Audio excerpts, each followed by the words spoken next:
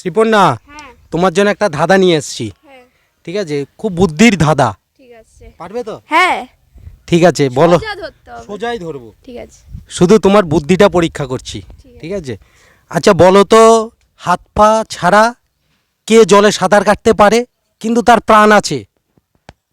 হাত পা ছাড়া, হাত পা ছাড়া মাছ। মাছ ছাড়া? মাছ ছাড়া আর কেউ জলে থাকে না। মাছ ছাড়া আর কেউ জলে থাকে না? না, কচ্ছপ।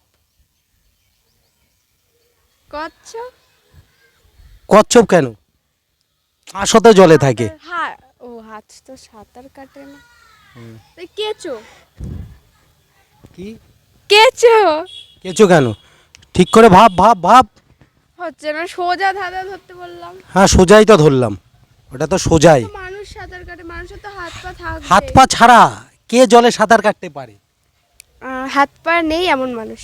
হ্যাঁ, বলছে হ্যাঁ। ওই যে উনি বলে দিচ্ছে। কি বলে? গাছ। উনি বললো, কিন্তু ওনার কথা শোনো। কি বললো? গাছ কি জলে সাঁতার কাটতে পারে? হাত পা ছাড়া কে জলে সাঁতার কাটতে পারে? উনি কিন্তু বলে দিল এখান থেকে। কি বললাম তো শুনতেও পেলাম না। আমি বললাম কি হাত পা নেই এরকম মানুষ, তুমি বললে হ্যাঁ।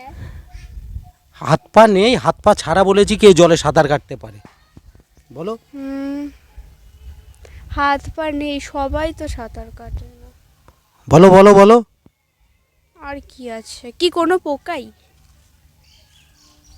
হাত পা নেই। হ্যাঁ,